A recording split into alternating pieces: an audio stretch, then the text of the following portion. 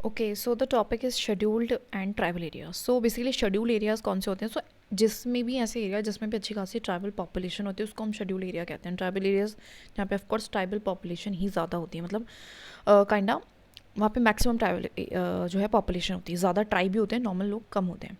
So article 244 basically deal करता है हमारे administration of the schedule and tribal area से, ठीक है। सो आर्टिकल 244 में भी सब क्लॉज 1 है, सब क्लॉज 2। फर्स्ट जो है वो डील करता है फिफ्थ शेड्यूल वाली एरियाज में, जो हमारे फिफ्थ शेड्यूल में एरियाज हैं जो कि बेसिकली स्टेट्स हैं अंदर दिन the AMTM, the Assam, Meghalaya, Tripura, Mizoram के अलावा जो स्टेट्स हैं। 244 जो सब क्लॉज 2 है वो डील करता है इन्हीं एरियाज़ के साथ, ठीक है। now बात करते हैं ट्रीटमेंट जो है, ट्रीट करना इन सारे शेड्यूल एरियाज़ को थोड़ा सा हम डिफरेंटली करते हैं, बिकॉज इनको इनहेबिट कौन करते हैं? अब ओरिजिनल लोग, मतलब नॉर्मली आम जनता वहाँ पे नहीं है, ठीक है। फिफ्थ शेड्यूल एरियाज़ की अगर मैं बात करूँ सबसे पहले, तो इसको एक्चुअली डिक्लेयर कौन करता है? तो उसको हमें प्रेसिडेंट जो है वो डिक्लेयर करता है, लेकिन कंसल्ट करके गवर्नर के साथ, ठीक है। तो कौन डिक्लेयर करेगा? प्रेसिडेंट करेगा।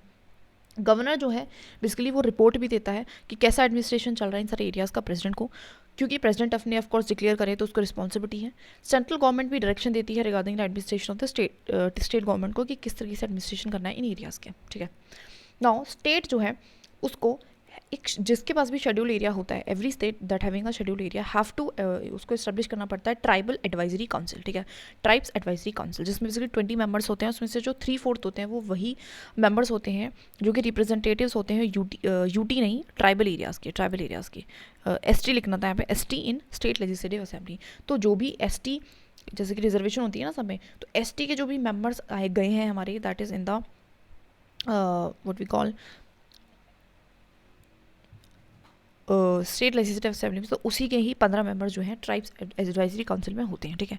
स्टेट जो है जिनके पास शेड्यूल एरिया नहीं है, लेकिन उनके पास जो मैं मतलब एक तरीके से शेड्यूल एरिया वहाँ पे डिक्लेयर नहीं करा प्रेसिडेंट ने, लेकिन वहाँ पे ST की अच्छी खासी पॉपुलेशन है, तो वो भी इस्टेब्लिश कर सकते हैं हमारे ट्राइबल एडवाइजरी काउंसिल को, ठीक है। ट्राइबल एडवाइजरी काउंसिल को अगर प्रेसिडेंट बोलता है तो, ठीक है, तो प्रेसिडेंट की परमिशन से कर सकते हैं, राइट। गवर्नर जो है वो रेगुलेशन बना सकता है रिगार्डिंग द प्रोहिबिट कर सकता है, रिस्ट्रिक्ट कर सकता है ट्रांसफर ऑफ लैंड को, एंड मनी लैंडिंग से रिगार्डिंग वो रेगुलेशंस बना सकता है जो हमारा गवर्नर है, ठीक है। लेकिन उसको ऑफकोर्स कंसल्ट करना पड़ता है हमारा ट्राइबल एडवाइजरी काउंसिल से। तो ट्राइबल एडवाइजरी काउंसिल से रेगुलेशंस बना सकते हैं money lending and transfer of land से रिगार्डिंग, लेकिन कंसल्ट करना पड़ता है। जो एडमिनिस्ट्रेशन है शेड्यूल एरियाज़ का वो किस तरीके से होता है? देखो, जो मेन है तो सबसे जो ऊपर है उसको डिस्ट्रिक्ट लेवल पे रखते हैं, एंड उसके नीचे रहता है ब्लॉक लेवल जिसमें बहुत सारे विलेजेस होते हैं, ठीक है, इस तरीके से।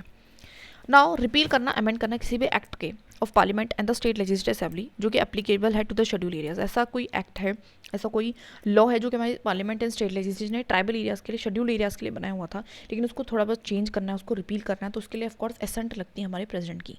एसेंट लगेगी प्रेसिडेंट, देखो बनने के लिए तो ऑफकोर्स एसेंट लगी होगी प्रेसिडेंट की, है ना। अब अगर उसको रिपील करना है तो उसको कुछ भी चेंज करना तो भी प्रेसिडेंट की एसेंट लगती है, ठीक है।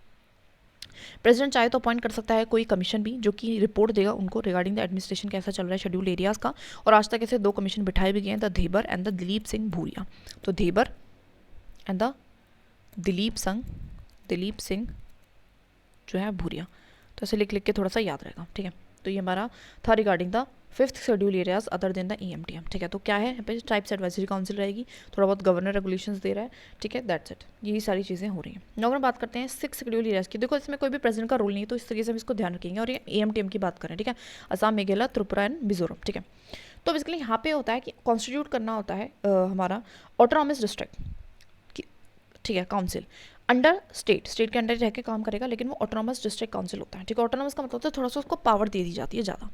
इसकी ऑर्गेनाइजेशन रीऑर्गेनाइजेशन गवर्नर करता है, कौन इस्टेब्लिश करेगा, कौन कॉन्स्टिट्यूट करेगा, गवर्नर करेगा, ठीक है। तो वहाँ पे कौन डिक्लेयर कर रहा था? वहाँ पे प्रेसिडेंट कर रहा था। इफ़ डिफरेंट STs, अगर डिफरेंट STs की पॉपुलेशन वहाँ पे रहती है, तो जो हमारा गवर्नर है वो ऑटोनॉमस डिस्ट्रिक्ट को ऑटोनॉमस रीजन्स में भी डिवाइड कर सकता है। मतलब एक तरीके से जैसे कि ये पूरा कोई स्टेट है, इसमें हमारे इस स्टेट में हमारी जो है यहाँ पे एक पॉपुलेशन है जो कि हमारे किसके रह रही है? ऑटोनॉमस डिस्ट्रिक्ट काउंसिल डिस्ट्रिक्ट में रह रही है, उसको हमने लिख दिया ऑटोनॉमस डिस्ट्रिक्ट काउंसिल दे दी।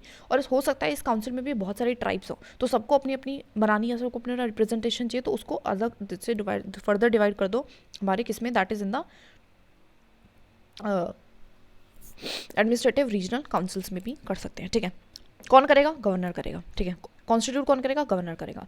ऑटोनॉमस डिस्ट्रिक्ट की अगर मैं बात करूँ तो उसमें होती है हमारी district council, autonomous district council, जिसमें 30 मेंबर्स होते हैं। कितने मेंबर्स होते हैं? 30 मेंबर्स होते हैं, जिसमें से 4 हमारे नॉमिनेटेड होते हैं, जो गवर्नर करता है नॉमिनेटेड, ठीक है, एंड 26 हमारा कौन होते हैं? इलेक्टेड होते हैं। 26 सिलेक्टेड हैं, 4 नॉमिनेटेड हैं, 26 सिलेक्टेड हैं, 4 नॉमिनेटेड हैं। हर एक ऑटोनोमस रीजन की हर एक ईच ऑटोनोमस रीजन में काउंसिल भी होती है, ठीक है। और मैं बात करूँ इनका काम क्या होता है, बेसिकली ये क्या करते हैं? लॉ बना सकते हैं, और लेकिन उसमें एक्सेप्ट चाहिए गवर्नर का। तो उनका मेन काम क्या है? They are making the law. Autonomous नाम ही इसलिए है, ठीक है। तो लॉ बनाएंगे रिगार्डिंग जो भी हमारा क्या कहते हैं वो एरिया है, उसके लिए वो लॉ बनेंगे, ठीक है। लेकिन एसेंट चाहिए गवर्नर का, ठीक है। ना वो कॉन्स्टिट्यूट कर सकते हैं विलेज काउंसिल या कोर्ट को भी। तो बेसिकली विलेज काउंसिल कोर्ट क्या है? बेसिकली जो भी हमारी जो भी हमारा न्याय देगा उस लेवल पे, उस रीजन का न्याय वगैरह देगा, जो भी ट्राइबल डिस्प्यूट्स हैं उनको सॉल्व करेगा।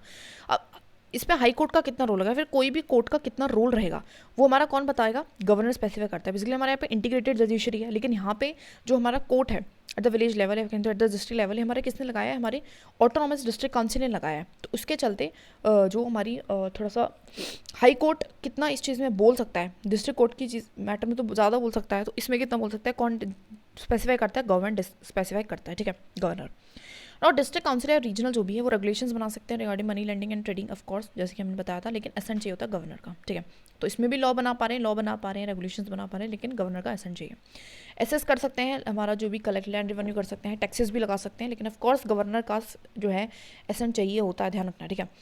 Act of the parliament and state legislative assembly यहाँ पे जनरली नहीं लगते हैं, क्योंकि वो खुद अपना लॉ बना रहे हैं ना। जब खुद लॉ बना रहे हैं तो ज़रूरत नहीं है, लेकिन लग भी सकते हैं वो चाहे तो, लेकिन चेंजेस के साथ, ठीक है, अपने अकॉर्डिंग उनको चेंज करके वो अप्लाई कर सकते हैं, तो कोई दिक्कत नहीं है। लेकिन ऑफकोर्स ज़रूरत नहीं है, क्योंकि वो खुद ही लॉ मेकिंग बॉडी है उनके पास, ठीक है। गवर्नर जो है वो अपॉइंट भी कर सकता है कमीशन रिगार्डिंग, जो कि रिपोर्ट देगा रिगार्डिंग कैसा एडमिनिस्ट्रेशन चल रहा है हमारा एडमिनिस्ट्रेटिव काउंसिल में एंड द जो भी हमारा है, ठीक है।